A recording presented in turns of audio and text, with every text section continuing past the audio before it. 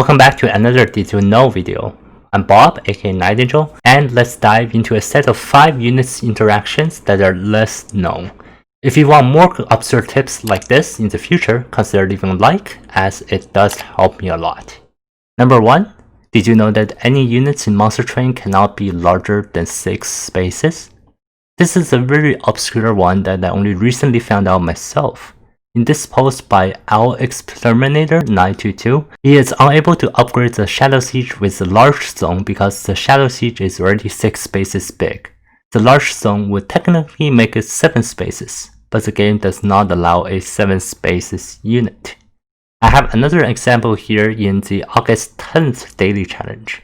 The Big Chungus mutator is active in this challenge, so it increased the size of Penumbra in the beginning by 1. Also, I picked the Tremble Pass, so you know that his size will keep on growing.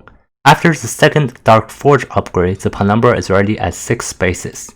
During this run, I didn't know about the hidden mechanics and I picked the Light of Seraph after beating Fel. However, I could have actually picked something else because the Penumbra wasn't going to grow anymore.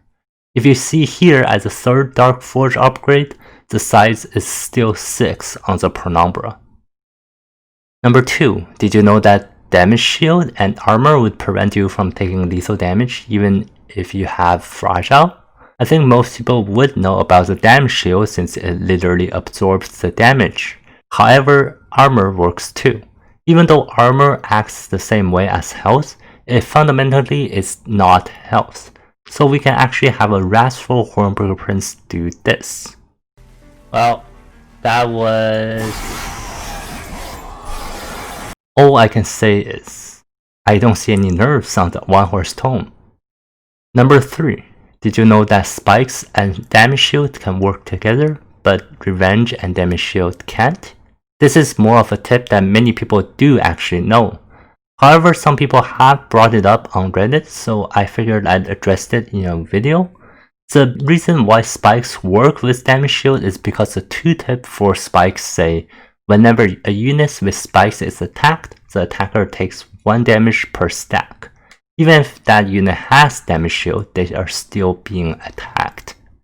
However, the 2-tip for revenge is triggers when damaged. So that unit must be damaged for the revenge to trigger. Also, even when the unit loses armor, they are still counted as damaged. Now do notice the difference in wording between damaged and the fragile keyword in tip number 1, loses health. Losing health means the HP value has to change, while damaged is for HP or armor. Number 4, did you know about the interaction between rage buffs and adaptive mutation? This run on screen right now best illustrates how this mechanic works. When you have a unit with rage that gets adaptive mutated, their attack value becomes their health.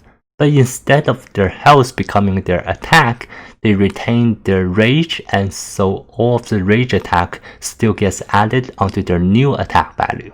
This way you can create a monster of a unit and simply not worry about losing.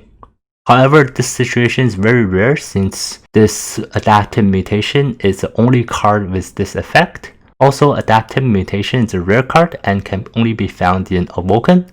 Still, when you do actually pull it off, it's a simply no-lose situation. Number 5.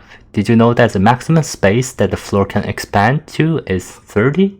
Normally, you would not be able to expand the floor this much. If you really want, there's always the ascent and descent mechanics to overstack a floor without worrying about the floor capacity.